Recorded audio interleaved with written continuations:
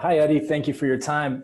You were talking about how for Devin, this is the type of fight that he needs to kind of gauge where he's at. Will you make a decision on his next opponent based on how he performs in this fight? Meaning, will you match him up depending on what you see from him here? You know what, Jeremy? Devin is one of those few young fighters who is completely up for fighting absolutely anyone in the division and has been consistently. I mean, don't forget, when we decided to go down the WBC route, this was purely to chase Vasily Lomachenko. I sat down with Devin and his dad and I said, look, you've got all these governing bodies. You're up there in all of them. You tell me, what do you want to do? He said, I want to fight Lomachenko. I said, okay, well, if we get this final eliminator and Lomachenko obviously was fighting Campbell, you will be the mandatory challenger to Lomachenko. That's what we want to do. As soon as he won that fight, we went to the WBC convention and we pitched to the WBC to order that fight immediately. At the same time, Top Rank pitched to the WBC that Vasily Lomachenko be made franchise champion. So unfortunately, we missed the boat. That's another discussion I'm sure might come up on the Zoom call about, world champions. So the great thing about working with Devin is him and Bill truly believe they can beat anyone at 135 pounds. They also understand they're not going to be at 135 pounds forever. He's a very big lightweight.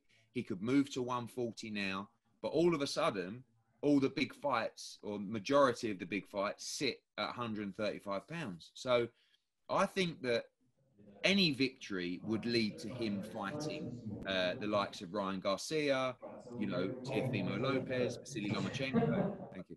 I don't think that I can do anything about it because Bill and Devin are a million miles an hour. And Bill obviously knows Devin inside out. He probably is a little bit biased because he's his father.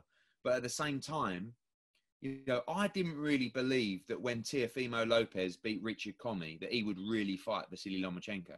I heard all the noise and I thought, no, look, this guy could be a star.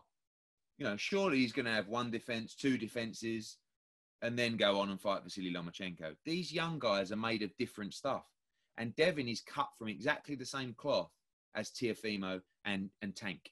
They really believe they can beat everybody and they have no fear in doing it. So, from my point of view, a devastating performance from Devin on Saturday would give me full confidence to go out and risk it all against, I mean, look, when we look at the ones that are fully proven is Tank and his Teofimo. They have passed the elite level tests. On Saturday, Devin faces his real test. Ryan Garcia, who, by the way, is a great fighter and a fine young man, is yet to take anywhere near that test yet. I believe he has fantastic ability, but his test comes on December 5th against Luke Campbell. So it's great to see, both Devin and Ryan having those tests to prove if the hype is real. I have to take my hat off to Tank and to although Tank is yet to have a real 135-pound fight, but, he's a quality fighter. He has had big fights. And, Teofimo has passed the test. So now it's over to Devin and Ryan to show us what they can do before they enter the mega fight in 2021. Much appreciated. Thank you, Eddie.